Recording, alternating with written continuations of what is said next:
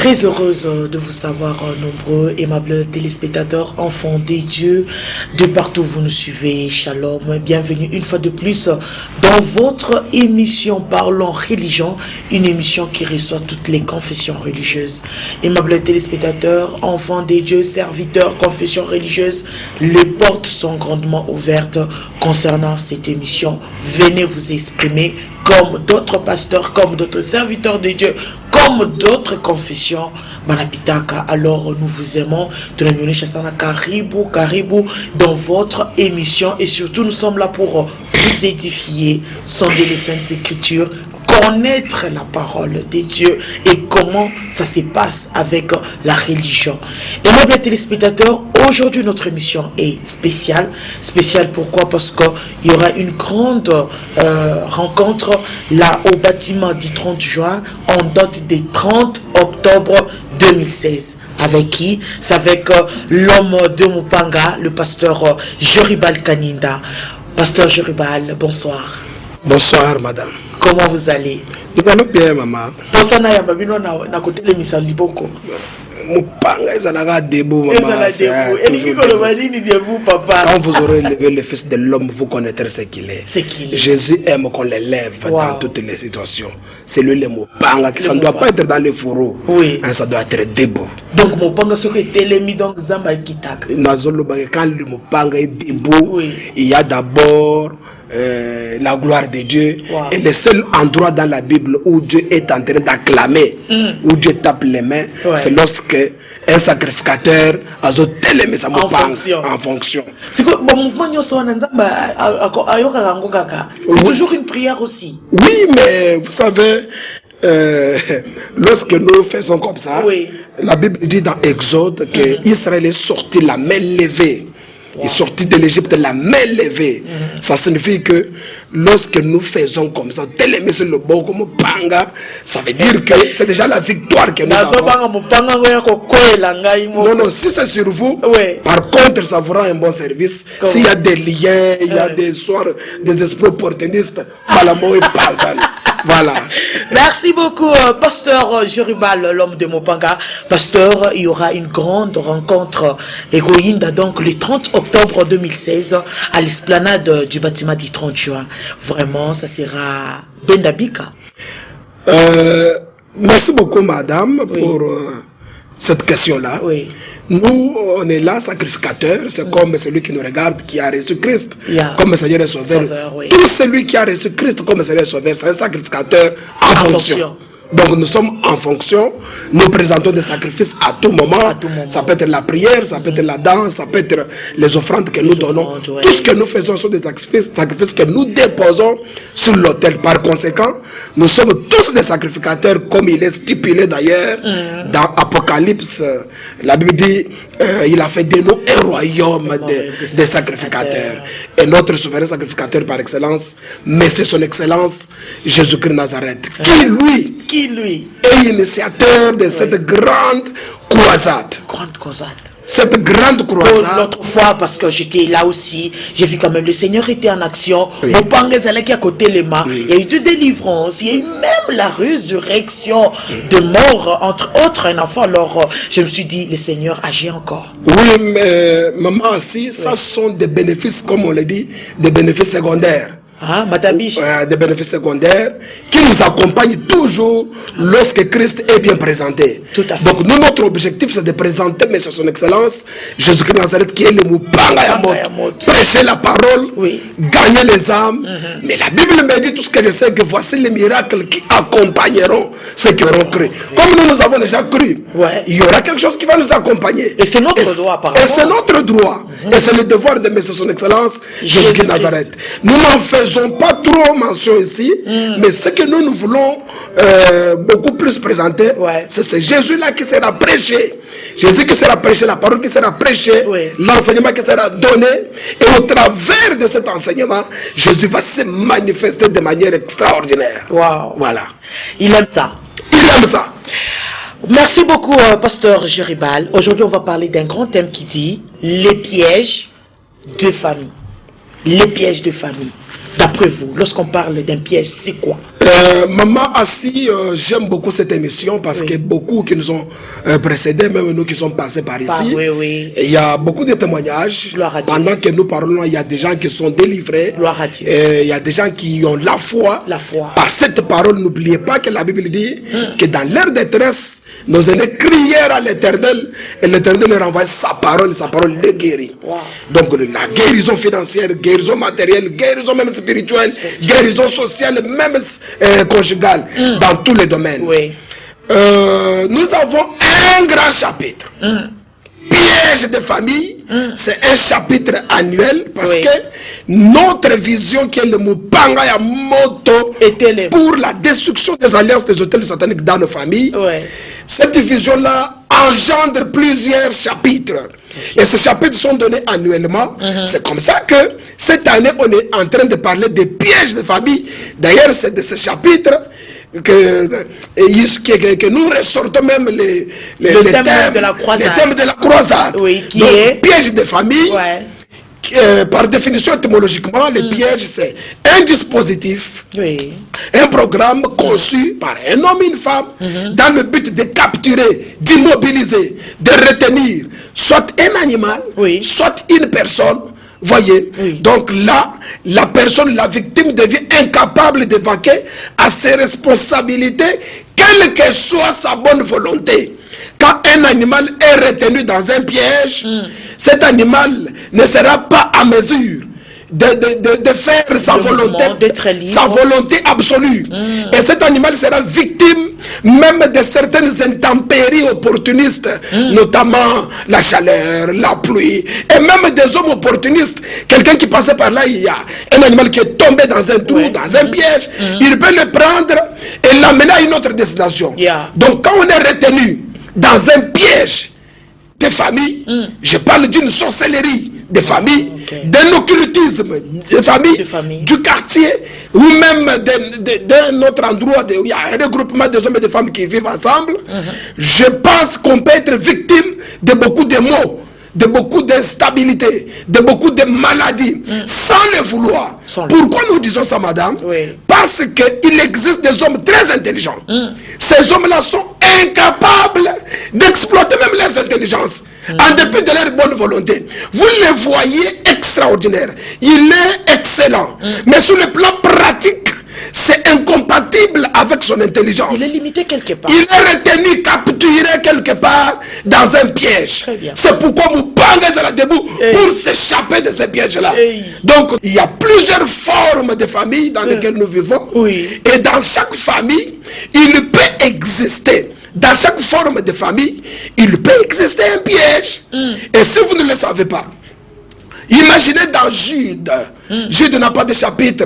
Verset 1, 2, 3, 4, 7. La Bible dit, il s'est glissé au milieu de vous des hommes impies qui changent la gloire de Dieu en dissolution, dont la condamnation a été écrite depuis longtemps.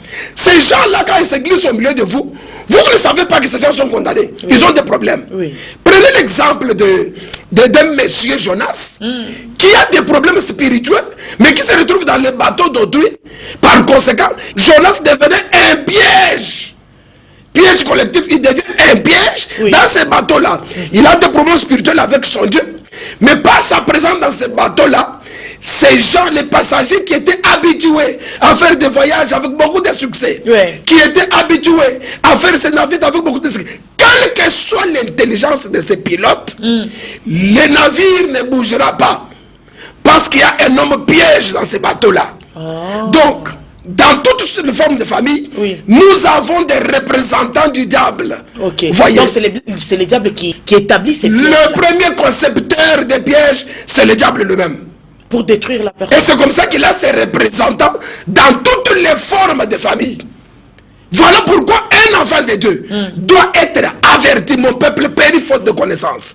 Mon peuple périt faute de connaissance et non faute de la prière. Ah. Donc il y a une différence entre connaissance et prière aussi. Oui, vous pouvez prier, mais si vous priez dans l'ignorance, c'est comme ça qu'il y a beaucoup de prières qui se font, mais le résultat n'est pas escompté. Donc c'est pour vous dire que nous prions mal, comme Jésus l'a dit. Est-ce que l'on ne peut pas prier dans la connaissance? Mais comment connaître que vraiment aujourd'hui, ou tel que je suis piégé? Oui, c'est pourquoi Dieu nous envoie. Ouais. J'ai toujours dit que mon ministère, c'est une étoile de Jésus-Christ. Pour que les mages découvrent là où il y avait l'enfant dans la crèche, il faudra qu'il soit conduit par une étoile. Et une étoile prend la tribu ou les statuts des messagers. Donc sur elle, il y a un message inscrit: Jésus, il est le roi. Cet enfant qui vient de naître, c'est un roi. Il y a des hommes de Dieu établis dans cette ville qui sont des étoiles. N'oubliez pas que dans l'Apocalypse, la Bible dit: j'ai vu un homme qui marchait au milieu des chandeliers d'or, de ces chandeliers. Dans sa main droite, il y avait 7 étoiles éclatantes. Nous ne sommes pas des étoiles brillantes du matin.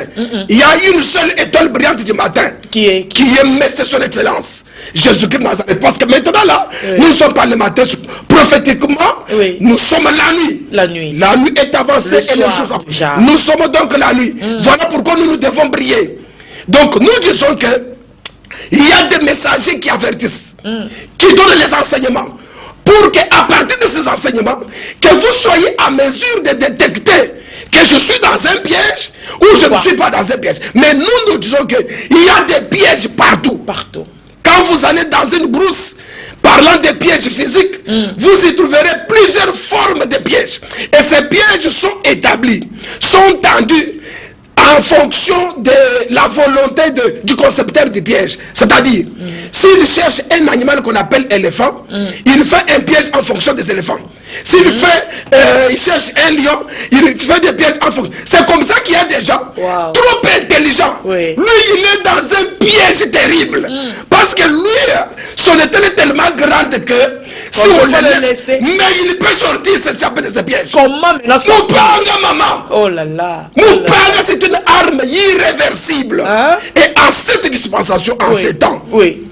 Siko mupanga ngo tokende na wenze tuanze kuuza mipanga, tuanze kutembea nayo mipanga. Comment un mupanga peut détruire les pièges du diable? C'est-à-dire le mupanga, c'est Jésus-Christ de Nazareth. Comment utiliser? Nous disons que lorsque vous recevez Jésus-Christ comme Seigneur et Sauveur, que vous le sachiez ou pas, vous êtes possesseur de mupanga, parce que mupanga c'est la parole qui est en vous. Comment ça?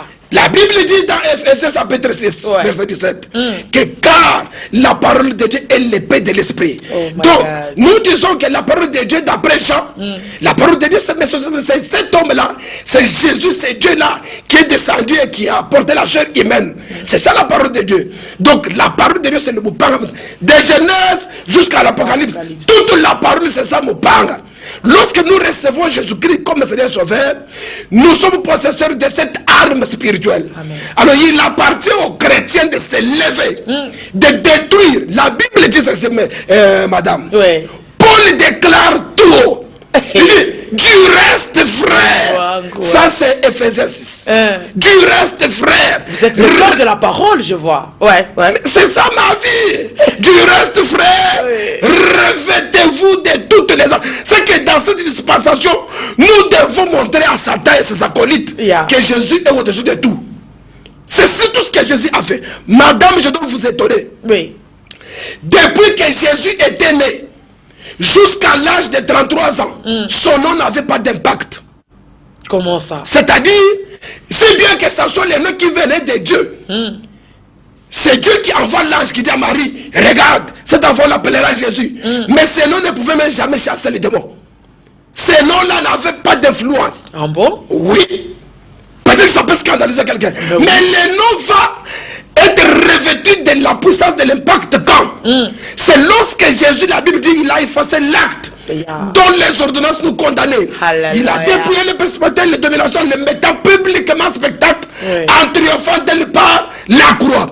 Quand Jésus a posé l'acte rédempteur à la croix, quand Jésus a écrasé la tête du serpent à la croix, maintenant, quand Paul écrit aux Philippiens, il dit, c'est pourquoi C'est pourquoi Dieu l'a souverainement élevé. Alléluia. Et lui a donné le nom au-dessus de tout nom. C'est qu'il a pris seulement le nom là de Jésus. Il l'a élevé au-dessus de tout. Ah, ça c'est fort. Le nom de Jésus, c'est un mystère. C'est grave le nom de Jésus-Christ. Wow. C'est un nom qui a été élevé au-dessus de tout nom. Écoute ses conséquences. Toute langue doit confesser que tu es Seigneur. Tout genou doit fléchir devant ces noms-là. Si tu poses la question à Dieu, mais pourquoi tu ne peux pas élever le nom de Gabriel? Pourquoi tu ne peux pas élever le nom de Michael? Dieu te dira non. L'acte que Jésus a posé à la croix, c'est un acte fantastique qui a apaisé ma colère. Voilà pourquoi y a-t-il un homme et une femme qui cherchent l'élévation? Y a-t-il un homme et une femme qui cherchent la grandeur? L'apôtre Paul dit, soyez donc mes imitateurs comme moi je le suis de Christ. Qu'est-ce que Christ a fait? Christ a dépouillé les principautés. Toutes les misamoupangs pour détruire les activités du diable. Votre nom sera élevé. Alléluia. Votre mariage sera stable. Alléluia. Votre vie va devenir une vie enviée par plusieurs madames. Namoni le 30 octobre, aimables téléspectateurs, rendez-vous à ne pas manquer devant l'esplanade du bâtiment du 30 juin, le 30i. Le 30 octobre à 14h, vous savez pourquoi j'appelle tous les sacrificateurs? La Bible dit, quand vous lisez dans Apocalypse chapitre 4, madame. Oui. Non, qui pense à toi, le 30 ans, vraiment. C'est quand je parle là, je déclare au même moment la délivrance dans la vie de celui qui me regarde. Alléluia. Au nom puissant de Jésus-Christ. Quelqu'un a droit à la guérison. S'il dit Amen, qu'il reçoive cela. Amen. Quelqu'un a droit à une restauration qu'il a tant cherché. Amen. Nous ne sommes pas des trafiquants. Nous ne sommes pas des commerçants. Nous sommes des dispensateurs des mystères de Dieu. Alléluia. Ça signifie que lorsqu'il y a Élisée qui arrive dans une ville, il doit y avoir quand même, on sent qu'il y a un serviteur de Dieu qui est là. Pourquoi nous disons ça? Tous ceux qui ont reçu Christ comme Seigneur Sauveur ne l'ont pas reçu par hasard. La Bible dit, crois au Seigneur Jésus-Christ, madame. Tu seras sauvé, toi et ta famille. Ça signifie que cet homme, cette femme qui me regarde a une lourde responsabilité. Mais ce qui est vrai, il y a des gens qui ont des problèmes, l'homme de Moba. Parce que par cet homme, sa famille doit être sauvée. C'est comme ça que la Bible dit. Jean a lu des département sur la vie, un homme assis sur le trône. Et cet homme qui est assis sur le trône, le trône a été enveloppé d'un arc-en-ciel semblable à l'émeraude. Or, l'émeraude, c'est une pierre précieuse parmi lesquelles qui se trouvait sur le pectoral d'Aaron, qui occupait la 3e place. C'est-à-dire, quand vous allez dans la maison de Jacob, cette 3e place, c'est Lévi. Lévi, c'est une tribu où donc c'est une tribu de sacrificateurs.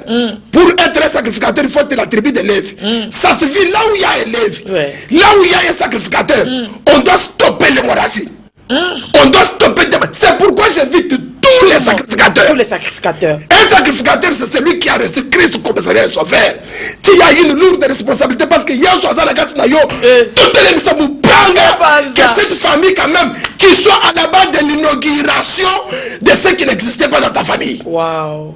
Merci beaucoup. Qui t'a appris? Qui t'a appris que tu es nu?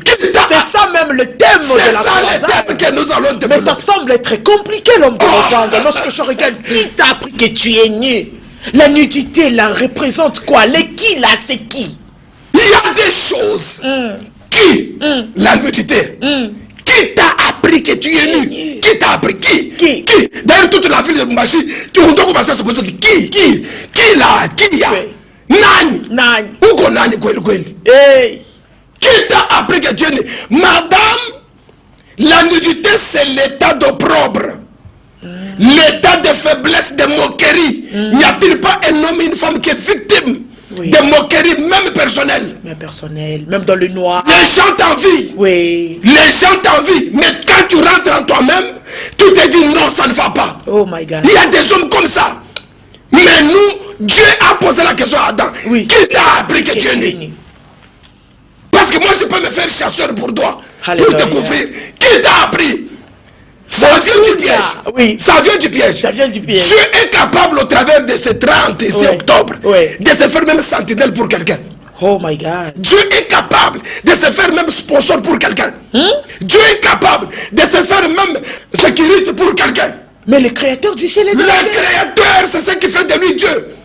Wow. Voilà pourquoi même nous ici, quand nous gérons les gens, nous ne sommes pas là pour dominer sur les gens. Non. Mais nous notre ministère, nous le faisons parce que nous sommes dans un sacerdoce royal où tout le monde a quelque chose à donner. Donc Dieu veut que nous soyons libres. Et imaginez, c'est fort. Oui. Dieu quitte le ciel, laisse le trône. Oui. Il descend.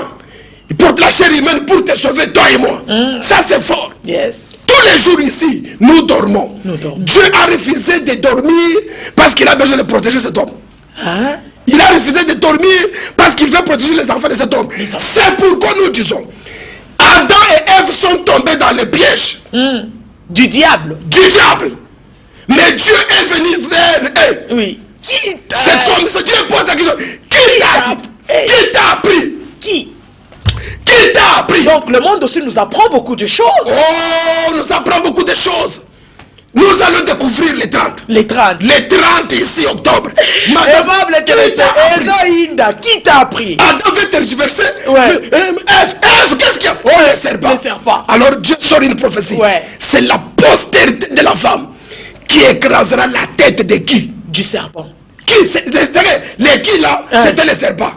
On doit écraser sa tête. C'est comme ça quand la véritable postérité qui est Jésus, quand il est venu, il a compris qu'il y a des choses qui doivent être faites. C'est-à-dire qu'il faut écraser la tête du serpent. Il l'a fait à la croix. C'est que nous devons faire aussi. Nous ne pouvons pas accepter qu'il y ait un petit sorcier, qu'il y ait une sorcellerie, qu'il y ait un occultisme, qui est de qui sont des pièges qui ont capturé toute la destinée de celui qui me regarde là. Et j'annonce même à ceux qui sont en bonne santé. Oui. Il y a toujours des pièges aussi pour eux. Mais madame, d'ailleurs, ce sont les plus piégeux. Ce sont ceux-là qui donnent l'impression comme si ils sont stables. Oui, les choses semblent. L'apôtre Paul avait déjà prophétisé. 1 Corinthiens chapitre 10 il dit que celui qui pense être debout prenne garde de ne pas tomber. Alléluia. Parce que par rapport à notre texte de base, la Bible dit ceci dans Amos chapitre 3 verset 5.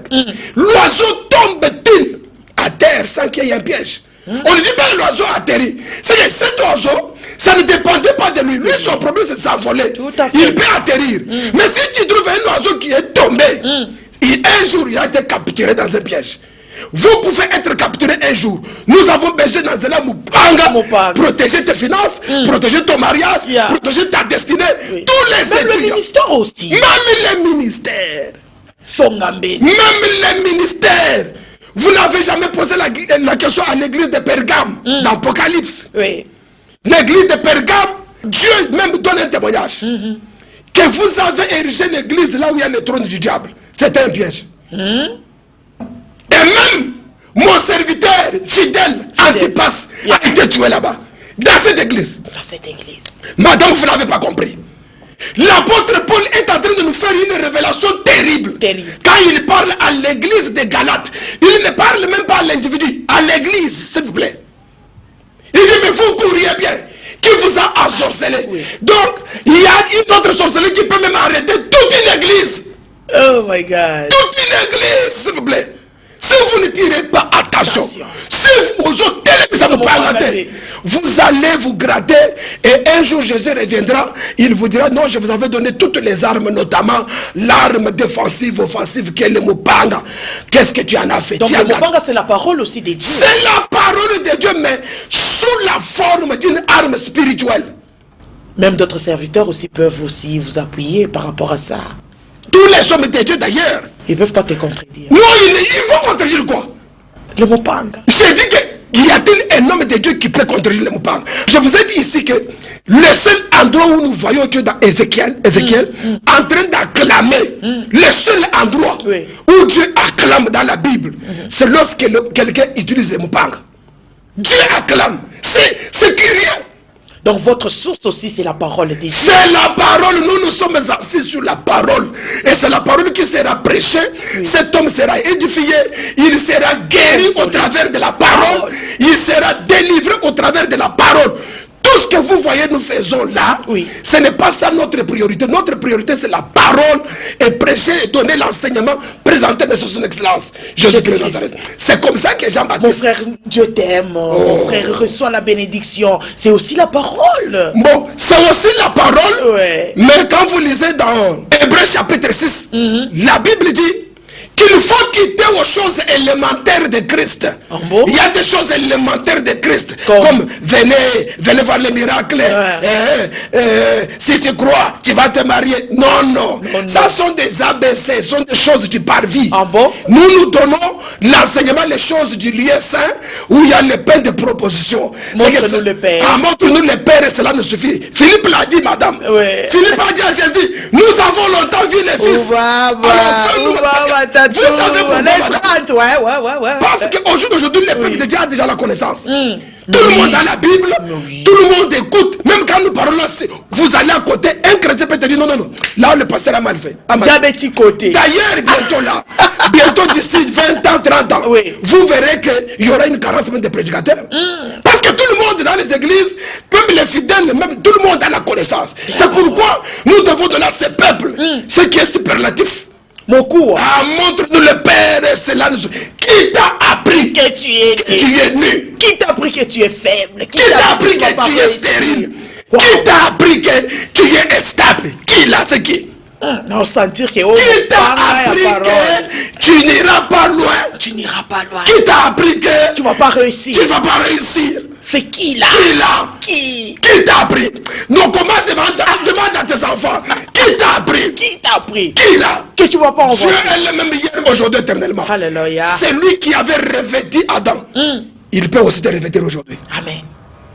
Donc, après la question de Dieu qu'il a posée à Adam et Ève, mais à l'accès qui bango bilamba. Il s'est fait chasseur. C'est vrai que sur le plan prophétique, nous sommes revêtus de Jésus-Christ. Alléluia. Voyez, parce que la Bible dit qu'un homme ne portera jamais le vêtement de la femme et la femme ne portera jamais le vêtement de l'homme. C'est une abomination. L'homme dont il est question, c'est celui que Goliath cherchait. Cherchez-moi parmi vous un homme. Un homme. Et les autres étaient des femmes. L'homme c'était David. Et le véritable David c'est Jésus-Christ qui est l'homme. Ses habits c'est la gloire, la justice, la grandeur, l'élévation. Ce sont là ses habits. Jésus a pris ses habits là pour nous revêtir. C'est comme ça qu'il y a eu abomination. Aujourd'hui, nous devons être revêtis de toutes ces choses là. Ça c'est sur le plan prophétique. Les 30 octobre, aimables téléspectateurs. Mon na pasteur Jéribal. Pour ça, bengo apôtre. Pour non mais je vous dis que je ne sais pas, moi je suis pasteur, c'est la grâce de Dieu. Dieu nous a donné cet équipement, Dieu nous a équipés pour l'intérêt de cet homme, cette femme qui est à l'hôpital. Pour l'intérêt de cet homme de Dieu qui s'est posé... Nous sommes à la fin déjà de notre émission. Je peux dire quelque chose? Oui, pour bien-aimé dans le Seigneur. J'ai dit d'ailleurs merci à Dieu, merci au directeur Papi Séoul, merci à tous les techniciens et enfin merci à Maman Assi. Merci papa. J'invite donc tout le monde. Vous êtes autorité, vous êtes serviteur de Dieu. Vous êtes, j'ai toujours dit que la Bible dit que chacun de vous mette au service des autres les dons qu'il a reçus. Il ne faut pas être égoïste, mais au service des autres. Dieu nous a donné cette capacité de vous communiquer ces oracles et de prier avec vous. Venez nous rejoindre le 30 octobre. Venez en famille. 14 heures déjà. Pour avoir déjà une très bonne place. Avoir une place. Parce que je sais que là déjà 12 ans nous allons pour il faut naïba qui t'a appris tu es nu qui là nana kanda qui maman mais aujourd'hui maman qui t'a appris maman qui t'a appris. Alors je profite pour demander le soutien spirituel à tous les hommes de Dieu, toutes les mamans qui ont des ministères ça et là, soutenez-nous dans vos prières, tous les intercesseurs de la ville, nous avons besoin de vos prières parce que nous ne pouvons rien faire sans vous. Nous avons besoin de vos prières et même si vous avez besoin d'une chemise à nous donner pour qu'on porte ces jours-là, donnez-nous. Vous voulez nous soutenir, mais nous avons niveau chemise, nous avons niveau sacerdoce. Et vous les téléspectateurs, merci parce que vous étiez vraiment nombreux à nous suivre le 30 octobre 2016 à l'esplanade du bâtiment. C'est dimanche là. C'est dimanche. Peuple de Dieu, rendez-vous à ne pas manquer. Qui t'a appris que tu es stérile? Qui t'a appris que tu n'iras pas de l'avant? Qui? Alors c'est une question qu'on se pose ensemble avec Nami, Namwe, on se pose qui? Alors les qui là va trouver la réponse à l'esplanade du bâtiment du 30 juin. Les 30 octobre à 14h. Mais pour avoir une très bonne place, je viens déjà partir des 12h. Parce que l'autre fois, ma délivrance est le couillable. Alors tu n'as mis ta beauté, tu n'as mis pendasan. Le numéro de contact 09 le 091 091 114 44 091 114 44. Aimable téléspectateurs, Tonami Pendasana, ce qui commence bien finit très bien. L'homme de Mopanga, merci beaucoup. Merci beaucoup. Totele Misakak. Mupanga toujours debout. Mupanga toujours debout. Et Salanine. Elles sont pas car le sacerdoce est chargé. Il y a nécessairement changement. Jésus a dit merci beaucoup, nous vous aimons. Bye bye. Restez fidèles à nos programmes.